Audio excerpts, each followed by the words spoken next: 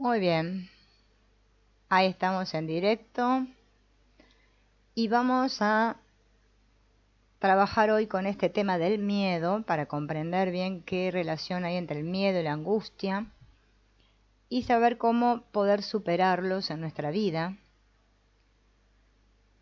Vamos a empezar diciendo que el miedo es la principal emoción primaria porque está relacionada directamente al instinto de supervivencia. Es una emoción primitiva, potente, que se activa en unas milésimas de segundo en respuesta a la percepción de un peligro, y es susceptible de activar muchas otras respuestas emocionales secundarias. El miedo nos permite sortear un choque que aparece de improviso, o recuperar rápidamente el equilibrio cuando voy a tropezar. Precisamente por estas características, cuando supera el umbral de actividad fisiológica, se transforma en un límite y a menudo da lugar a reacciones invalidantes. Ante un hecho traumático, la emoción que se activa en primer lugar es el miedo. Puede irrumpir en nuestra vida de manera impactante o insinuarse y permanecer en nuestra vida diaria insidiosamente, como le ocurre a quien se siente amenazado por una persona, por una enfermedad o por una situación de emergencia. En estos casos se puede generar un estado de vigilancia constante que con el tiempo puede dar lugar a ataques de pánico y a otros tipos de trastorno. La respuesta natural de activación fisiológica al miedo es la ansiedad. Se trata de una respuesta sana y funcional destinada a lograr que la persona esté en condiciones de reaccionar al peligro gracias a los cambios fisiológicos que produce: aceleración cardíaca, del ritmo respiratorio y del reflejo electrogalvánico, y que activan el organismo en milésimas de segundos para hacer frente a una posible huida o lucha. La ansiedad se vuelve patológica solo cuando supera el umbral de la funcionalidad, porque el exceso de estrés psicofísico nos incapacita para reaccionar adecuadamente y esto provoca un sufrimiento profundo. Hay estudios que demuestran que en estados de hiperactivación de la amígdala, que en el individuo ¿no?, que padece un miedo constante, la liberación continua de adrenalina en la circulación provoca daños somáticos y psíquicos que con el tiempo estas personas van a tener dificultad para gestionar y regular la propia ansiedad en distintas situaciones vitales. Cuando este mecanismo se estimula repetidamente, se puede establecer una circularidad perversa entre miedo y ansiedad, en la que el miedo produce ansiedad, que a su vez incrementa el miedo. Es como un miedo al miedo, hasta que se pierde el control de las reacciones y se desencadena un auténtico tilt psicofisiológico, que se llama pánico. No obstante, también en estos casos es importante recordar que el miedo es una forma de percepción, mientras que la ansiedad y el pánico son una reacción. Esta diferencia es fundamental, porque si la ansiedad y el miedo fueran lo mismo, para eliminar el miedo sería suficiente reducir la reacción ansiosa de los individuos. En realidad, está ya ampliamente demostrado que reducir la ansiedad de un individuo puede inhibir sus reacciones, pero no altera sus percepciones. Por consiguiente, el miedo subsiste y el trastorno no se resuelve.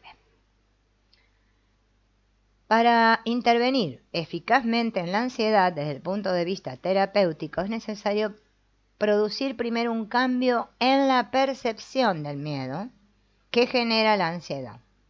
Y una vez conseguido esto, como efecto, se obtendrá también el reajuste de los parámetros fisiológicos de activación del organismo, esto es, de la ansiedad, dentro de los umbrales funcionales. La angustia es un estado emocional extremadamente desagradable es una mezcla de miedo y dolor, caracterizado por una sensación de fuerte preocupación por un peligro que la persona siente que no puede evitar y frente al cual se siente impotente. A diferencia de la ansiedad, que como hemos visto es una respuesta sana y adaptativa del organismo cuando entra en los parámetros de funcionalidad, la angustia siempre es un estado de malestar, nunca de activación positiva. Se trata de un estado de expectativa negativa respecto a hechos futuros, basado en la certeza de que las cosas irán del peor modo, sin posibilidad de intervención. Una emoción que desgraciadamente, desde que estalló la pandemia del COVID, ¿no?, se está extendiendo y está afectando cada vez a más personas. Frente a un enemigo invisible para el que no existen todavía remedios eficaces y que nos obliga a una situación de vida innatural, muchas personas están pasando del miedo a la angustia. A diferencia del asustado, que frente al peligro se activa para combatir o defenderse de algún modo, el angustiado siente que ha sufrido una condena de la que no puede escapar. Puede ser la sensación de que antes o después el virus nos atacará a nosotros o a nuestros seres queridos, o también de que la vida de antes ha desaparecido y estaremos condenados a vivir aislados unos de los otros, o de que nada de lo que habíamos proyectado para nuestro futuro podrá realizarse. Es decir, que en la angustia no hay esperanza, es como un cono de sombra arrojado sobre nuestro presente y futuro que no permite que penetre ni el más débil rayo de luz. Pero no hace falta una pandemia para que sintamos angustia. Para que nos invada esta emoción basta percibir que en cierto modo estamos condenados. Este sentimiento de estar condenados, ¿no?, y sin posibilidad de escapatoria. La condena puede deberse a algo que ya ha sucedido en el pasado y que no puede remediarse, o algo que estoy viviendo ahora en el presente y que no puedo modificar. O también puede deberse a algo que sucederá en el futuro y no podré impedir. Hay quien se ha dado cuenta demasiado tarde de que se ha equivocado en la elección de la carrera y está convencido de que este error le va a impedir realizarse en la vida. Según él, la suerte está echada, el error ha sido fatal y lo ha sumido en una profunda depresión. Y se pasa el día pensando en el error cometido, inmerso en la angustia de una vida sin futuro, en la que tal vez la única salida parece ser el suicidio.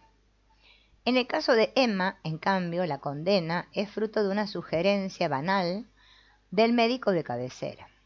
El padre de Emma hacía unos años que había muerto de cáncer de colon y a su madre también le acababan de diagnosticar un tumor. Se lo ruego, hágase controles todos los años, puesto que existe cierta predisposición a este tipo de enfermedades, le dijo su médico. Desde aquel momento, la vida de Emma se transformó en una lenta agonía en espera de un diagnóstico infausto, como el que ha recibido la respuesta de un oráculo y no puede hacer otra cosa que esperar a que se cumpla. La mujer ya no tiene proyectos y pasa los días presa de la angustia del condenado a muerte, al que ni siquiera se le ha concedido la gracia de saber el momento en que se producirá. No se atreve a ir al médico por miedo a ver cumplida la profecía, pero vive como si la profecía ya se hubiera cumplido. Una vida presa de una profunda angustia. A diferencia de la ansiedad, que activa el organismo, la angustia lo deprime y lo empuja a la renuncia. En realidad, frente a una batalla que ya está perdida antes de empezar, no tiene sentido luchar. La única opción es la rendición total o parcial. Por esta razón, la angustia nunca es una emoción útil o adaptativa. También en el nivel cerebral, estos estudios de neuroimagen han puesto en evidencia que las áreas que se activan en las personas angustiadas son las vinculadas al dolor físico. Esto no debe sorprendernos, puesto que la percepción de estar en cierto modo condenados implica la percepción de un mal físico.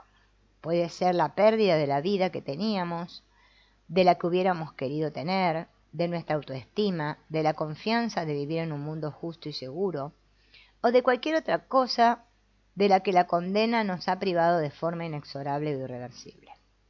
En cualquier caso, tendremos la sensación de ser aplastados físicamente y de que nos costará mucho reactivarnos. El síntoma más frecuente de la angustia es un estado depresivo y una sensación de opresión constante en el pecho, como una losa que oprime e impide respirar hondo.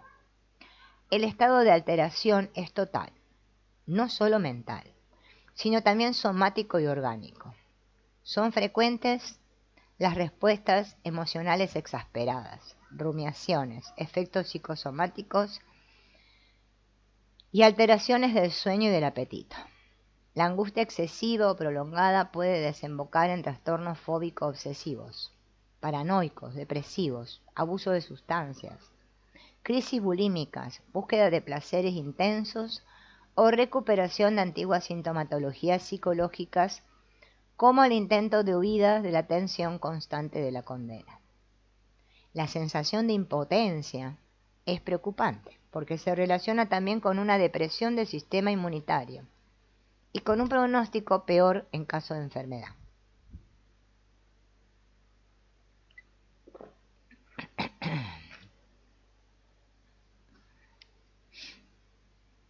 Bien. Como ocurre con la ansiedad, la intervención terapéutica deberá centrarse en la percepción que activa la reacción y no en la reacción en sí misma. En el caso de la angustia, habrá que intervenir para modificar la percepción de condena que paraliza a la persona y reabrir la puerta a la esperanza y a la posibilidad de cambio. Como dice San Francisco, basta un rayo de luz para disipar 1000 oscuridades.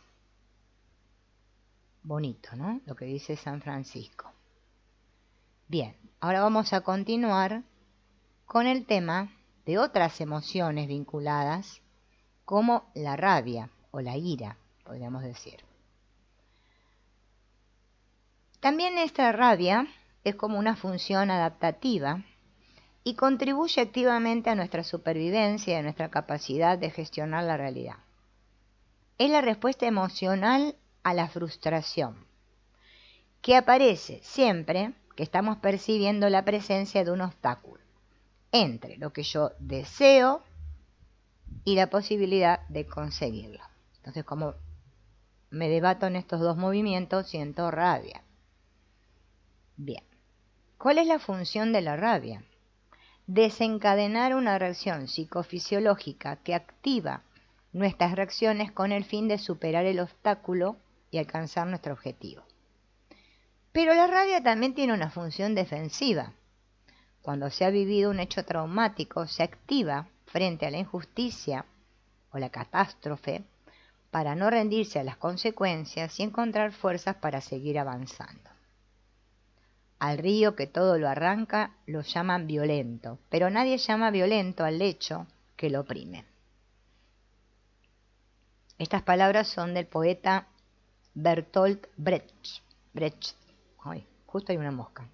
Y expresan con gran eficacia la rabia que se siente tras una experiencia traumática. Tener que contener una emoción tan fisiológica como la rabia cuando se es víctima de una injusticia o se sufre un dolor insoportable no es más que violencia sobre violencia. Alejar de nosotros a una persona que nos maltrata, resurgir tras un despido, recuperarse tras un abandono, cuidarse tras haber sido humillado, son ejemplos de cómo la rabia puede ayudarnos a avanzar hacia lo mejor para nosotros y para los demás. El tiempo medio de duración de un enfado es de 15 minutos, pero la rabia provocada por una experiencia traumática puede ser tan violenta que no permite iniciar un proceso de cambio y se queda atrapada en la mente de quien ha sufrido el suceso como una bola de fuego que incendia el corazón y el cerebro. También la rabia se puede transformar en una rumiación constante. Rum, rum, rum. Pensamientos recurrentes que crean un vínculo vicioso en el que se evocan en la memoria determinados contenidos, reabriendo heridas que a su vez evocan la emoción de base, que justamente es la rabia. La rumiación rabiosa tiene un impacto negativo, no solo desde el punto de vista psicológico, sino que también favorece la aparición de algunas enfermedades físicas, como los trastornos cardiovasculares. En estos casos de superación del umbral, es fundamental aplicar estrategias eficaces para que fluya la rabia y evitar que se convierta en guía insensata de nuestros actos. Como lo dijo Gandhi, perder la paciencia significa perder la batalla. A menudo el dolor rabioso de la rumiación le sigue el placer de la venganza. Conocemos el poder calmante que tiene el placer y justamente a esta función gratificante remite el pensamiento de poder vengarse. En realidad la venganza no solo no proporciona ningún alivio, sino que incluso amplifica los sentimientos negativos, favoreciendo a la larga la aparición de trastornos ansiosos y depresivos. Cultivar la venganza significa permanecer encadenados a quien nos ha hecho daño, prisioneros de emociones tóxicas, fatigosas e invasivas. Descubrimiento que no es nuevo, puesto que ya Confucio sugería: antes de embarcarte en un viaje de venganza, cava 2 tumbas. En cambio, perdonar, entendido como olvidar el pasado, permite liberarse de este doble vínculo y tiene toda una serie de efectos beneficiosos para la salud. Vamos a dormir mejor, tendremos la presión arterial bien, estaremos bien inmunitariamente, reducirá el consumo de alcohol y otras sustancias. Entonces hay que gestionar la rabia, tanto para desactivar el mecanismo de rumia que te rumia, que actuaría como un ácido sobre una herida impidiéndole cicatrizar, como para evitar actos que podrían dar lugar a problemas más devastadores aún.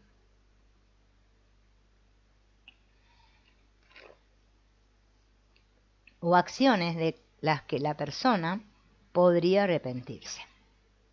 A veces se producen situaciones en las que la rabia se convierte en timón de la existencia de personas que aparentemente no tienen ningún motivo para estar rabiosas, pero bueno, no han sufrido ninguna injusticia, no tienen errores de los cuales culparse, tampoco fueron víctimas de experiencias que las hagan sentir rabia.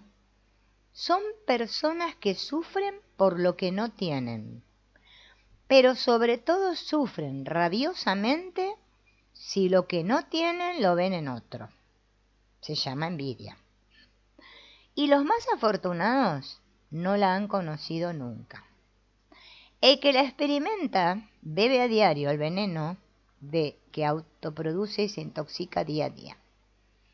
Esta peligrosa mezcla de rabia y dolor, cuya función adaptativa debería ser reaccionar al dolor de la carencia poniéndose a trabajar, de adaptativa tiene muy poco. Lo que ocurre a menudo al envidioso no es una sana reacción proactiva para seguir un determinado objetivo, sino una actitud rabiosa de descalificación de quien tiene aquello que él no pudo conseguir, cosa que alimenta más el dolor en vez de mitigarlo. A veces esta emoción puede ser provocada por una experiencia traumática, como un abandono amoroso, la pérdida del trabajo, un embarazo deseado que no llegó a buen término. En vez de vivir intensamente el dolor y resurgir, tal vez más fuerte que antes, la persona se encierra en una espiral de rabia y dolor que derivará en una profunda sensación de ineptitud, fracaso e incapacidad. Al envidioso se le puede aplicar el brillante aforismo de Émile Cioran: todos nuestros rencores derivan del hecho de que, habiendo estado por debajo de nuestras posibilidades, no hemos sido capaces de alcanzar nuestra meta. Esto no se lo perdonaremos nunca a los demás. qué cosa, ¿no? Y ahora vamos a hablar un poco del placer, porque el placer también. ¿Quién vino por ahí? Ah, hola, Mella. Bienvenida. El placer también es una emoción que tiene que ver con esto, aunque pareciera que no, ¿no? Vamos a ver qué dice. En la mente que está herida, ¿se acuerdan que herida era que había una brecha, una fractura, ¿no? El gran ausente entre las emociones primarias es seguramente el placer. La arrolladora implicación emocional evocada por el dolor suele tener como primer efecto crear una especie de anestesia emocional respecto a las percepciones placenteras. ¿No? Es como que la persona que tiene miedo, angustia, rabia y todo esto que estuvimos viendo, como que se anestesia ante el placer.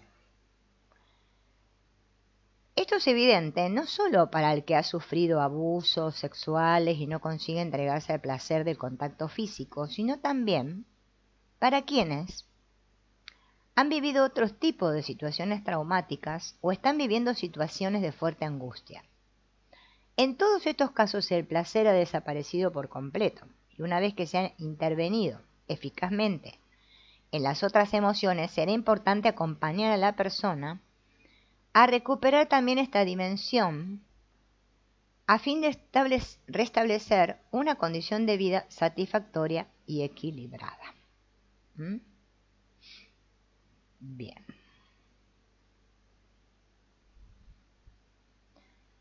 Como dice Lewis, permanecer atrapados en el pasado, no puedes volver atrás y cambiar el principio, pero puedes comenzar donde estás y cambiar el final.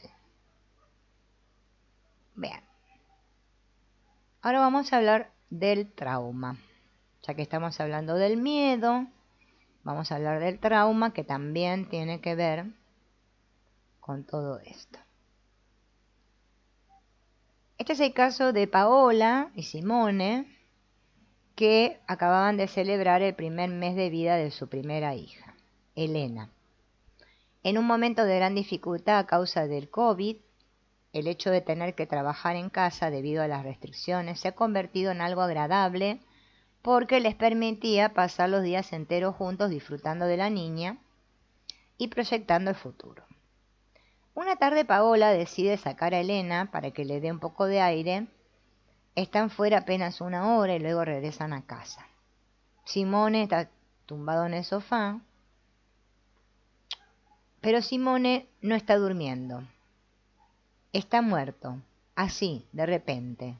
Y habrá que hacerle la autopsia para aclarar las causas de la muerte de un hombre de solo 35 años sin ninguna patología.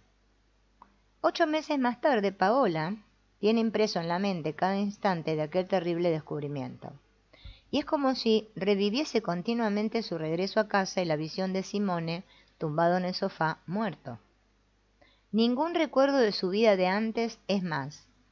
Cuanto más se esfuerza por recordar los momentos felices vividos con su marido, más se le imponía esa terrible visión de su marido muerto en el sofá. Y no solo eso, vivía con el terror de que también podía ocurrirle algo a su niña.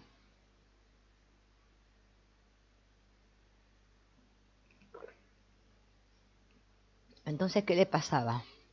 No la podía dejar sola ni un instante.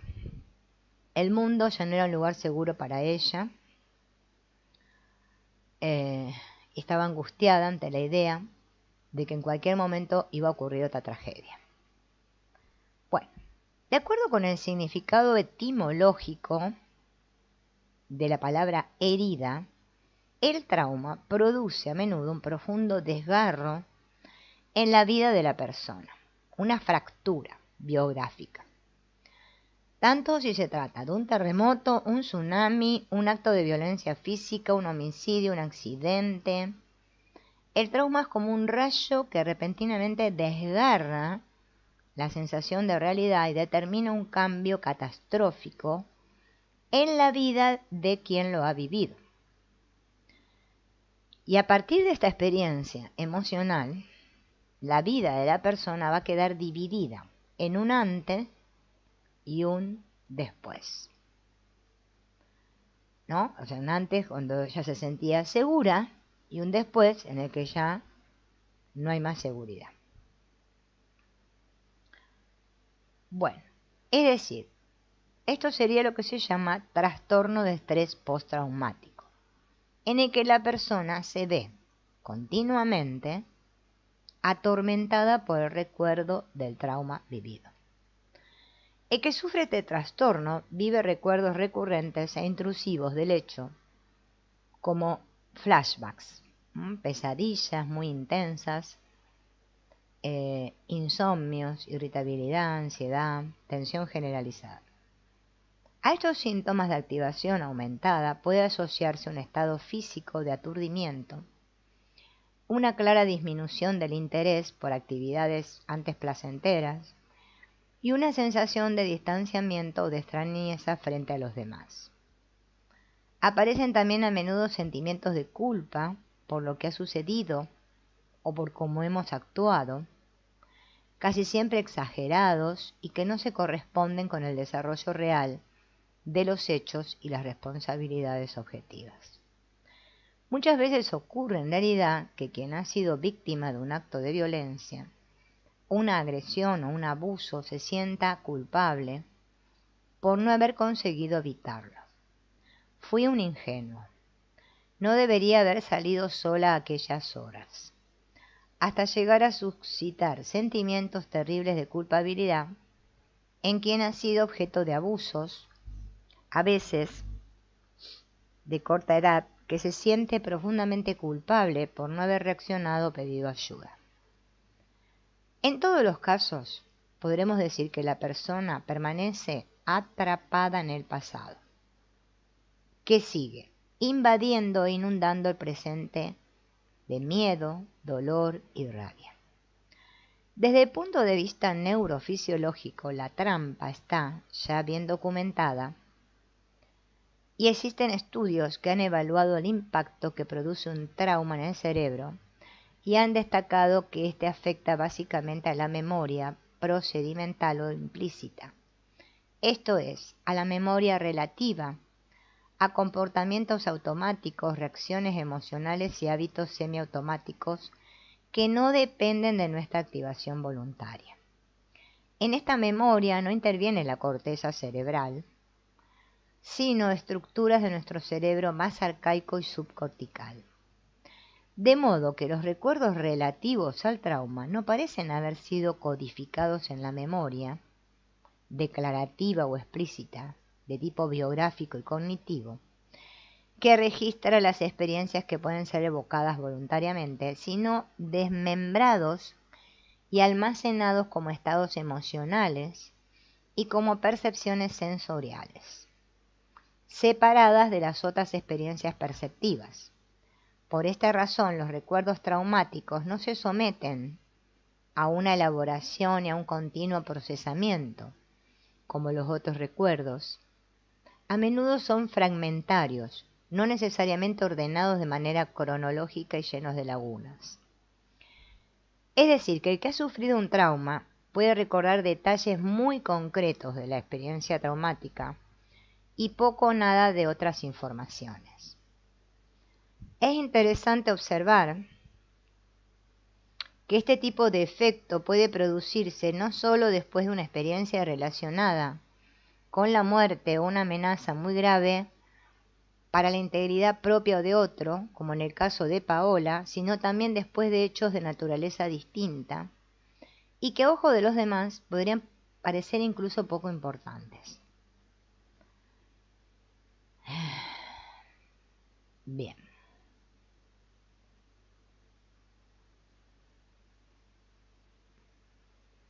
A ver.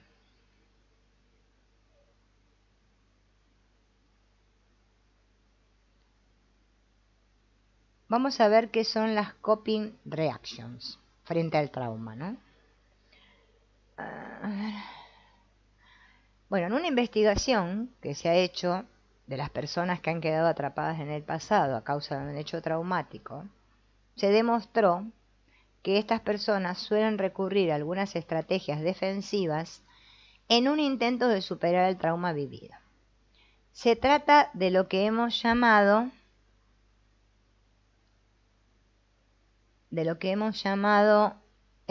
coping reactions. Esto es, reacciones a menudo espontáneas y no necesariamente elegidas que las personas ponen en práctica con la ilusoria esperanza de poder acabar con el trauma de su memoria, pero que desgraciadamente no hacen más que seguir manteniéndolo aún más vivo y presente. A ver, o sea, como que buscan esto, ¿no? Coping reactions, para poder, acabar ilusoriamente con el trauma. La principal coping reaction, ¿saben cuál es? El intento de controlar los pensamientos y olvidar la experiencia traumática. La persona libra una batalla constante para controlar los pensamientos con la ilusión de poder olvidar de algún modo el trauma vivido y mantener bajo control las espantosas sensaciones relacionadas con este. Sin embargo, tratar de no pensar o de olvidar, paradójicamente, hace pensar aún más en aquello que se querría olvidar. Como lo dijo Michael de Montage, nada fija una cosa tan intensamente en la memoria como el deseo de olvidarla. Esa es la primera. Ahora vamos a ver cuál es la segunda coping reaction.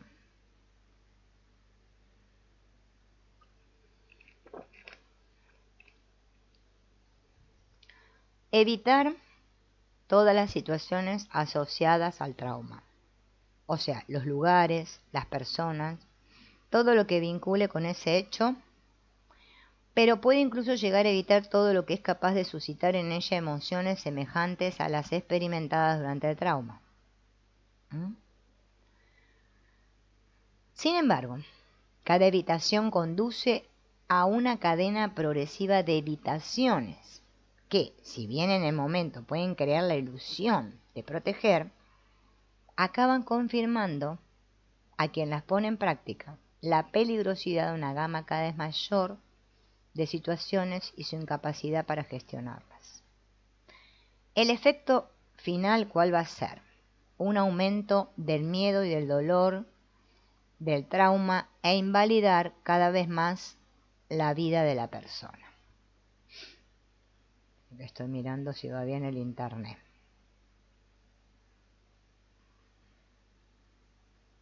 Parece ser que sí, que va bien el internet. Bien. Hola, Nubia. Ah, estaba Nubia también por ahí. Bueno, no las veo porque tengo la camarita ahí adelante. Entonces, es decir, que la evitación tampoco sirve. Otra reacción es la petición de ayuda y seguridad, es decir, la tendencia a estar siempre acompañados con alguien para que, si le sucede una crisis, pueda estar disponible para él. Esta estrategia al principio parece tranquilizadora para la persona, pero conduce al agravamiento del miedo.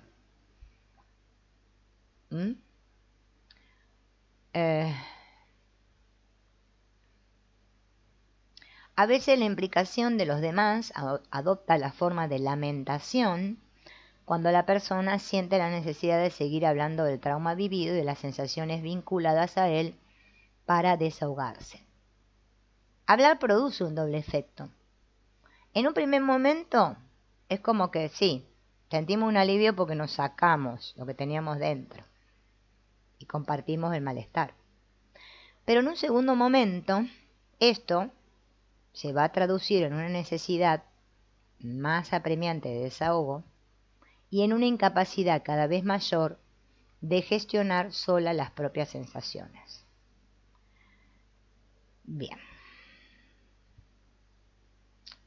lo más severo de todo, el coping más severo es la renuncia, que puede desembocar en trastornos depresivos severos.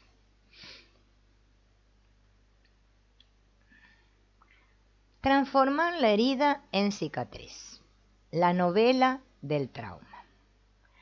Todas las coping reactions que acabamos de escuchar remiten a un mismo mecanismo de fondo: el intento desesperado de borrar el pasado traumático y calmar la tempestad emocional que éste ha desencadenado en la vida del paciente. Así que el terapeuta va a tener que orientar en primer lugar a desbloquear estos mecanismos, guiando al paciente a colocar el pasado en el pasado. Las áreas cerebrales afectadas en el mantenimiento de este trastorno son las subcorticales más arcaicas, que tienen que ver con las emociones. Recuerdos e impacto emocional viajan juntos y retornan implacable más allá de todo acto de voluntad o intento desesperado de encontrar la paz. Ya se trate de miedo, dolor o rabia, la persona se ve como superada por estas oleadas emocionales intensas e incontroladas. No tendría sentido, por lo tanto, que la intervención terapéutica se concentrara en la conciencia y en la cognición, que pertenecen a las áreas superiores del cerebro como la corteza cerebral. Las intervenciones psicoterapéuticas tienen pocas posibilidades de obtener resultados con este tipo de trastorno. Por otra parte, el que ha vivido un trauma es perfectamente consciente de los hechos que han originado el problema que está viviendo y sabe que ciertas sensaciones ya no tienen razón de ser, pero esta conciencia no le ayuda en nada a superar su malestar. Entonces hay que llevar a la persona hacia nuevas experiencias emocionales. La principal técnica elaborada para esto es la novela del trauma. Al final de la primera visita pedimos a la persona que escriba una especie de relato con todos los recuerdos del trauma, imágenes, sensaciones, pensamientos, lo más detallado posible. Todos los días deberá volver a repasar por escrito estos terribles momentos hasta que crea que ha contado todo lo que tenía para decir.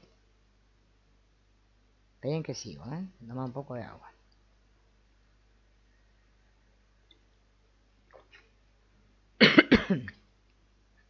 Es importante que la narración sea diaria, redundante y lo más detallada posible. Una vez que ha escrito, deberá firmar y meterlo todo en un sobre. En la siguiente sesión va a entregar todos sus escritos al terapeuta. ¿Para qué se hace esto? ¿Qué lógica tiene esto? El mejor camino para salir es siempre a través. Una manera muy evocadora de hacer sentir a la persona hasta qué punto es indispensable aceptar sumergirse en el propio dolor para poder finalmente salir de él. La novela del trauma conduce a la persona a resituar en el pasado el hecho traumático, a archivarlo, a fin de que deje de invadir el presente, gracias a 4 efectos importantes. El primero es que va a externalizar los recuerdos, las imágenes, los flashbacks. O sea que va a sacar lo que antes estaba dentro. Perdón. Transfiriendo los recuerdos al papel día a día, va a descubrir que puede hacer fluir este intenso flujo emocional hasta liberarse de él, de forma narrativa. Porque escribir permite que emerjan elementos de los que tal vez no se tiene ni conciencia. Y de la pluma pueden brotar detalles y emociones que la persona no habría sabido expresar verbalmente. La repetición diaria de la narración produce otro efecto importante.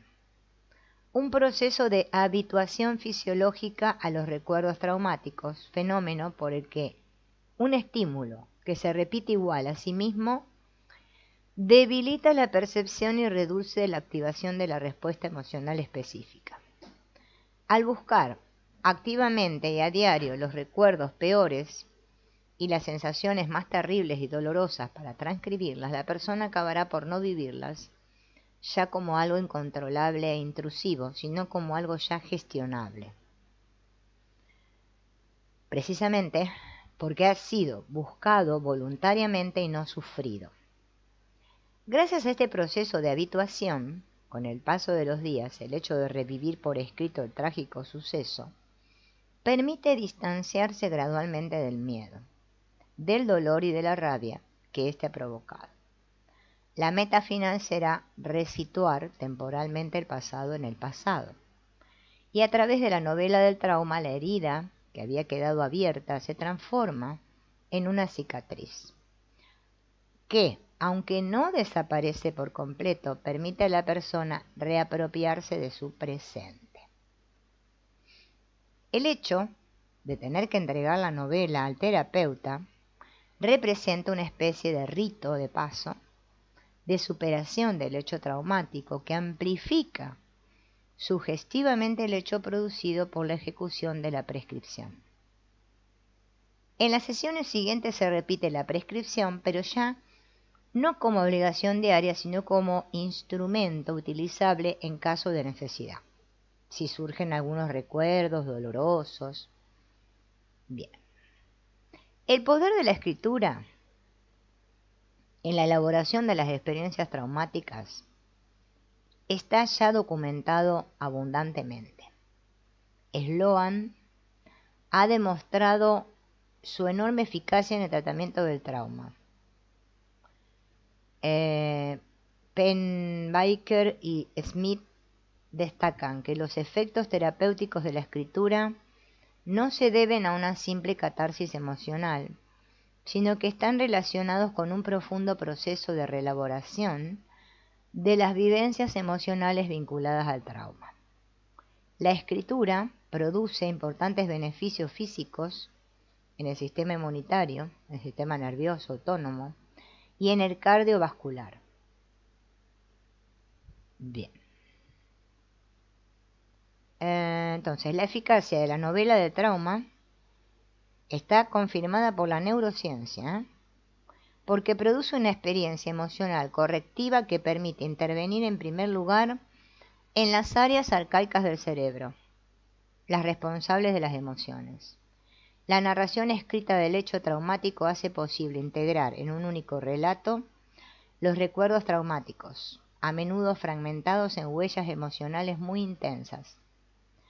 De este modo, no solo se produce una dilución de su carga emocional, sino también una reorganización neuroplástica de las redes neuronales implicadas y la resituación de los fragmentos espaciotemporales de la memoria traumática en una trama coherente. El hecho de escribir facilita el restablecimiento de los vínculos entre la memoria procedimental y la declarativa verbal, cosa que permite dar voz a todas aquellas emociones, recuerdos y sensaciones que habían quedado bloqueados dentro de las partes más arcaicas y preverbales del sistema nervioso, y restablecer los vínculos entre las distintas zonas de nuestro cerebro. Bueno, entonces la novela de trauma puede ser una técnica principal en el tratamiento de los traumas que nos atrapan en el pasado, porque interviene en la coping reaction, que se trata de no recordar, ¿no? Y esto lo que nos permite es recordar. Bien.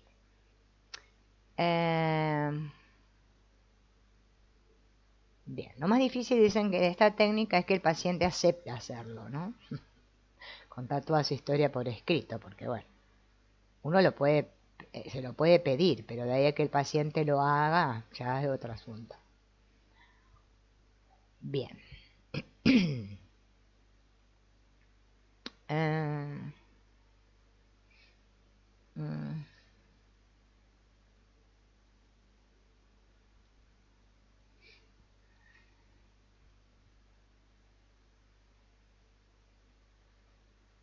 Nos ha sorprendido una tormenta inesperada y furiosa, dijo el Papa Francisco en la plaza de San Pedro. Es posible que no sea un único hecho el que genere efectos traumáticos, sino una secuencia de hechos repetidos o prolongados en el tiempo que, considerados individualmente, son de escasa entidad, pero que en conjunto pueden tener un impacto devastador en el equilibrio de la persona. Se trata, en este caso, del llamado trauma acumulativo, cuyo efecto se estructura de forma gradual, como una especie de telaraña que se teje poco a poco en torno a la persona hasta atraparla.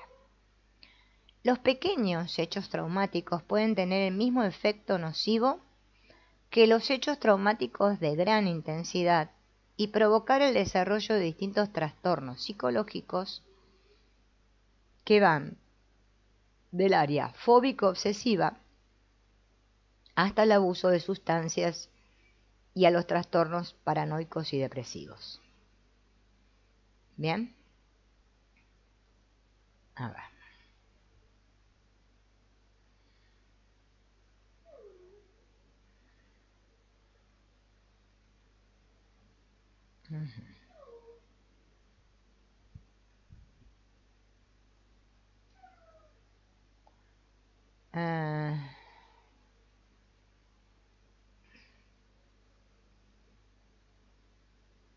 Evitar controlar en exceso. Buscar información, evitar, controlar en exceso. Vamos a decir, evitar, controlar en exceso, Buscar información compulsivamente. Socializar y buscar ayuda son las principales psicotrampas de la conducta en las que es fácil caer cuando somos rehenes del presente, independientemente de quién nos ha secuestrado, sea un virus, llámesele un virus, un hecho natural como un terremoto, una persona que nos acosa o cualquier otra situación que nos provoque continuos microtraumas.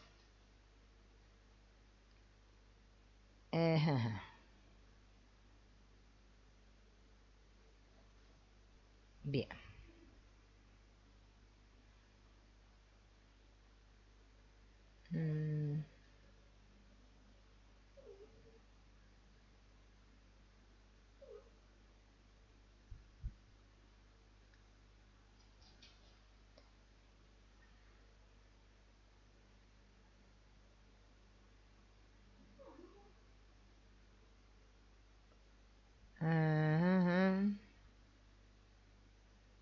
Esto no, esperen que estoy buscando.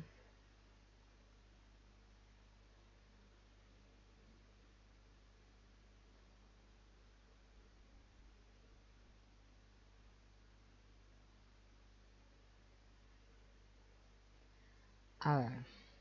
La pérdida del futuro. A quien lo ha perdido todo fácilmente le sucede perderse a sí mismo. Hay hechos que caen sobre nuestra vida como la noche, y al igual que la noche cambia nuestra visión de todo lo que hasta este momento nos parecía claro. A veces adoptan la dimensión metafórica de un hacha que desciende inexorablemente sobre nuestro presente, cortando todo hilo de continuidad con el futuro. Experiencias que a veces repentinamente, como un diagnóstico funesto, borran nuestro futuro, que idealmente hasta aquel momento nos empujaba a avanzar y nos motivaba en cada pequeña acción de nuestra vida cotidiana. Pero hay otras cosas que avanzan en silencio, disfrazadas de oportunidades ventajosas que lentamente se revelan en todo su esplendor catastrófico. Ser víctimas y al mismo tiempo autores de un hecho que borra nuestro futuro marca la diferencia. Ser consciente de ello y no serlo más aún. Bien.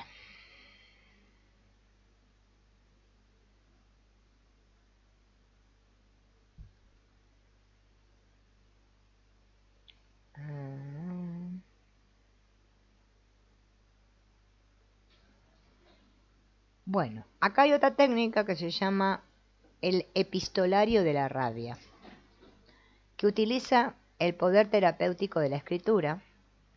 Se le pide a un cliente que todos los días buscara un momento para tomar papel y lapicera y escribir una carta dirigida a sí mismo, en la que debía volcar toda la rabia que sentía, dando libre curso a todos los pensamientos, insultos, todo lo que creía que debía decirse.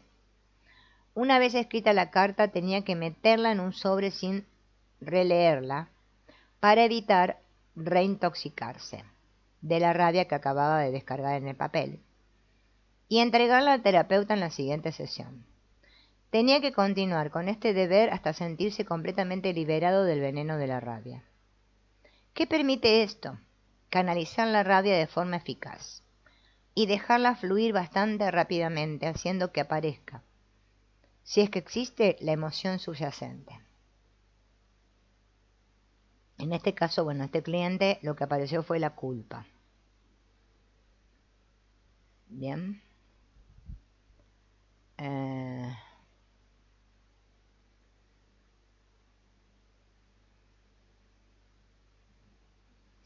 ¿Qué se puede usar en el caso de la culpa?